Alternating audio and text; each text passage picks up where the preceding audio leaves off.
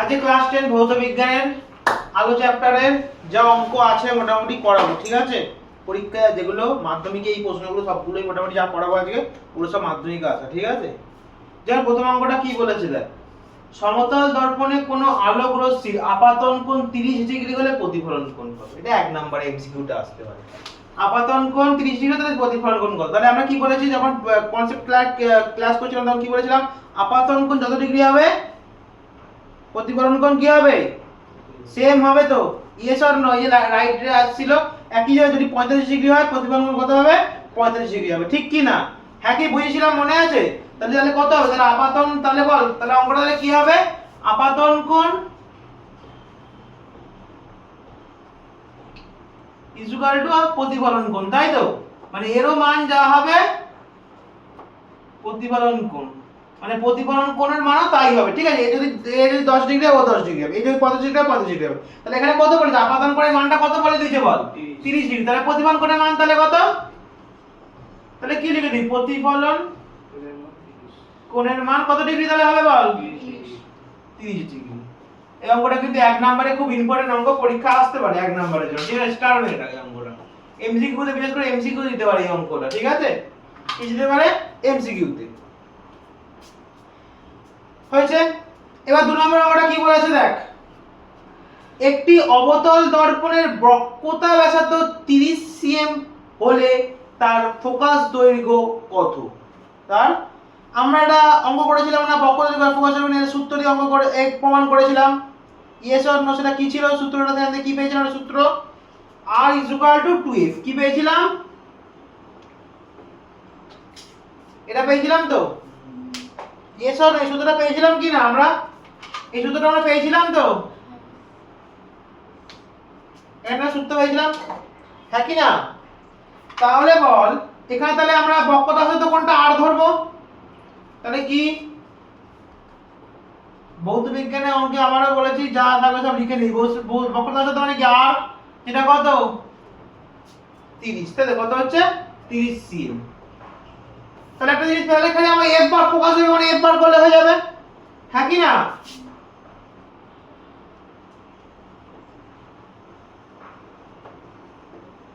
এটাকে বার করতে দিয়েছে, তাহলে সূত্রটা বসা r = 2f। আর কত বল? আর কত? 30 2f। একটা এদিকে কি হয়? 2 এদিকে কি হয়ে যাবে? গুণ আছে, f এর সাথে গুণে ভাগ হয়ে যাবে, নিচে চলে আসবে। তাহলে কত হবে বল? 30/2 = f। কাটাকুটি করলে কত হয়?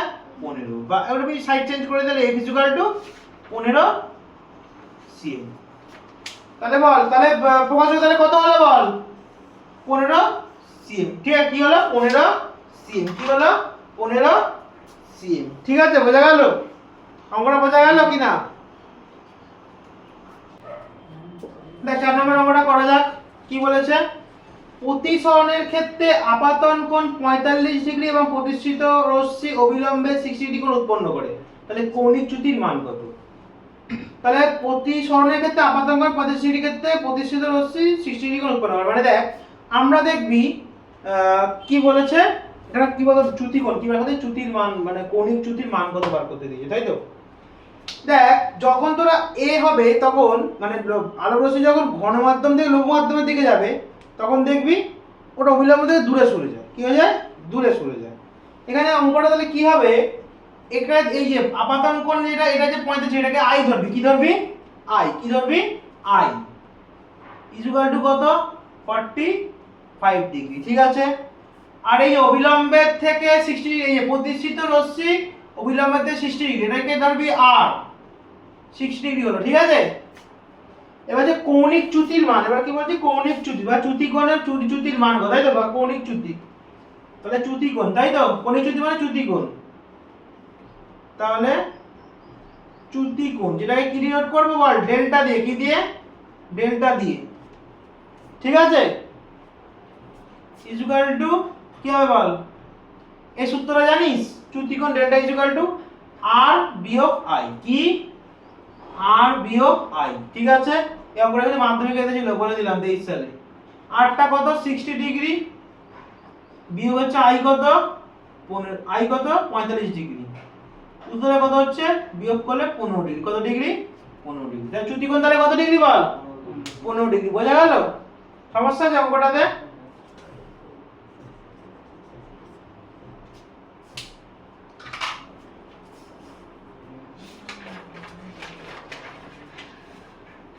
বোঝা গেছে?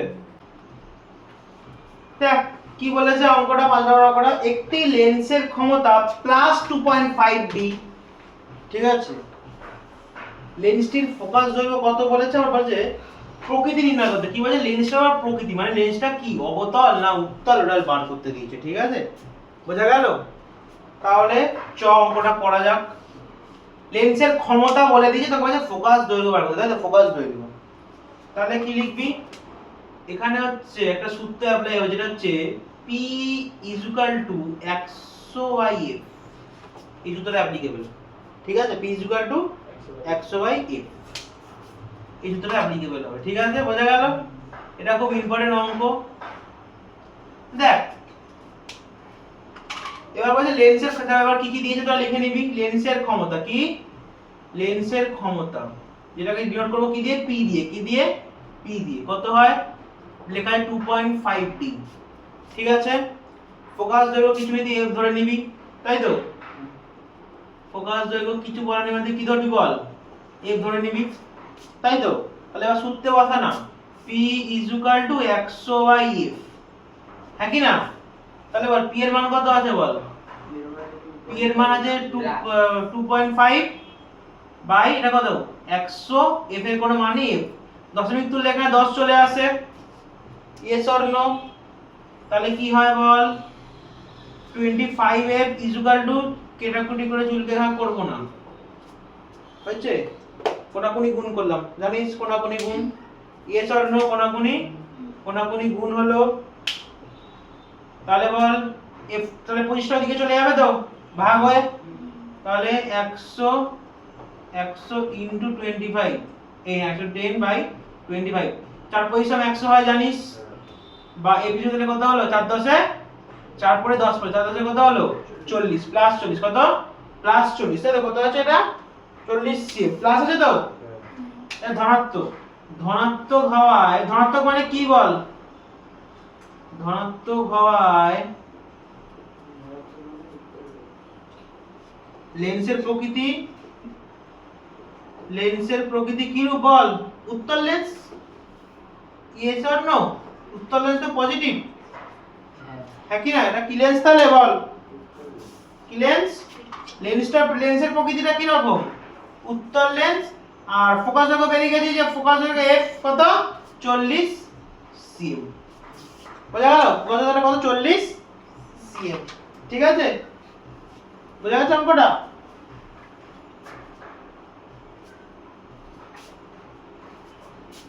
চল এই অঙ্কটা করানো যাক, যেটা খুব ইম্পর্টেন্ট, যেটা 19 সালে মাধ্যমিক এসেছিল, 23 সালে একটু এসেছিল, কিন্তু সংখ্যা বদলে একই রকম অঙ্ক, ঠিক আছে? মানে ইম্পর্টেন্ট আছে অঙ্কটা, তাই তো? চল ওটা করা যাক। একটি বস্তুর দৈর্ঘ্য 5 সিএম, এটিকে উত্তল লেন্সের সামনে 2 সিএম দূরত্বে রেখে 10 সিএম দৈর্ঘ্যের প্রতিবিম্ব পাওয়া গেল। তাই রৈখিক বিবর্ধন বার করতে দিয়েছে, আর প্রতিবিম্ব রৈখিক বিবর্ধন বার করাটা অঙ্ক আগে করলাম, যেটা কি সূত্রটা কি ছিল? হ্যাঁ, প্রতিবিম্বের দৈর্ঘ্য বাই বস্তুর দৈর্ঘ্য।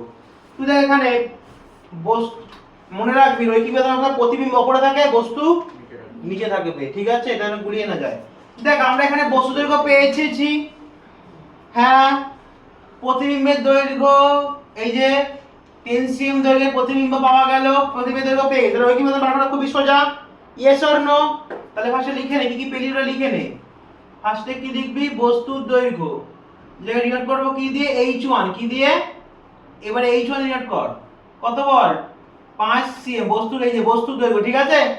বোঝা গেল? তাহলে এবার কি আছে তারপরে? এবারে প্রতিবিম্বের দৈর্ঘ্য, কি? প্রতিবিম্বের দৈর্ঘ্য ডিনোট করব h2 দিয়ে, কি দিয়ে? h2 দিয়ে। তাহলে বল কত হবে এটা? 10 সিএম আছে, তাই তো? 10 সিএম বার করতে হবে কি? রৈখিক বিবর্ধন। কি বার করতে হবে? রৈখিক বিবর্ধন।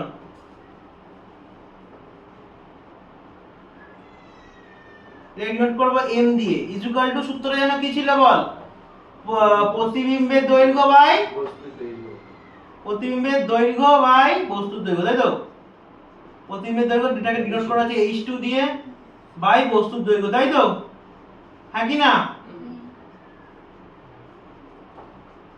h1, তাই তো? তাহলে বল প্রতিবিম্বের দৈর্ঘ্য কত আছে? 10। আর এদের কত আছে বল? আছে 5। কত আছে? 5। রবিগুণ কত হবে? 2। কত হলো? তাহলে রবিগুণ তাহলে কত হলো? রবিগুণ কত হলো? 2 হলো। বোঝা গেল? একটা পেয়ে গেছি। এবার আবার করছে প্রতিবিম্বের দূরত্ব। কি বার করতে দিয়েছে? প্রতিবিম্ব আবার সূত্র যে m দেখে প্রতিবিম্বের দূরত্ব এই বস্তু দূরত্ব বলে অঙ্ক বেরিয়ে যাবে। ঠিক আছে? তাহলে কি লিখবি? আবার সূত্রানুযায়ী, আবার সূত্র এবার তো তুই রৈখিক বেদন পেয়ে গেলি, রৈখিক বেদন ইকুয়াল টু কি? প্রতিবিম্বের দূরত্ব বাই বস্তুর দূরত্ব, ব্যাস। প্রতিবিম্বের দূরত্ব বাই বস্তুর দূরত্ব। আবার সূত্রানুযায়ী, তাই তো? বানানটা আমার ভুল হলো। হ্যাঁ, সূত্রানুযায়ী হলো। কি সূত্র? একই রকম সূত্র লিখবি। রৈখিক বিবর্ধন, এটা কি ডিনোট করবে বল? m দিয়ে ইকুয়াল টু প্রতিবিম্বের দূরত্ব, প্রতিবিম্বের দূরত্ব বাই বস্তুর দূরত্ব।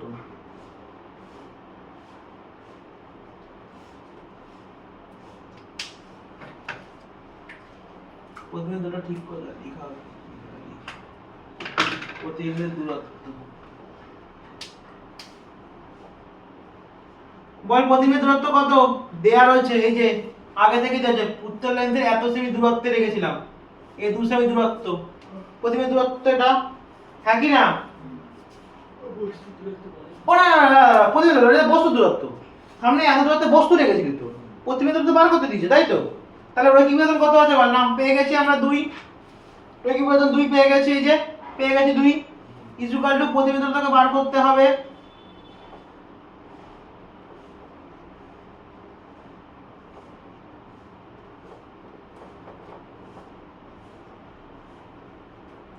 আর এই যে তোর বস্তুর দূরত্ব কত দেয়া আছে? এই যে এটা 2 সেমি দূরত্বে রেখেছিল বস্তুকে, তাই তো? Yes or no? তাহলে বল এইটা কোনাকুনি গুণ হয়ে যাবে প্রতিবিম্ব দূরত্ব, হ্যাঁ কি না? কোনাকুনি গুণ হবে। তাহলে বা প্রতিবিম্ব দূরত্ব কত? 4। 2 দুগুণে কত হয়? 4 cm। ঠিক আছে? তাহলে প্রতিবিম্ব দূরত্ব কত? প্রতিবিম্বের দূরত্ব তাহলে কত বল? 4 cm টা লেখো বাবা, একক না লিখলে পুরো অঙ্ক কেটে দেবে কিন্তু, আমি কিন্তু বলে দিলাম। ঠিক আছে? বোঝা গেল অঙ্ক? খুব ইম্পর্টেন্ট অঙ্কটা, দেখে নে দুবার তুলে এগিয়ে যাচ্ছে।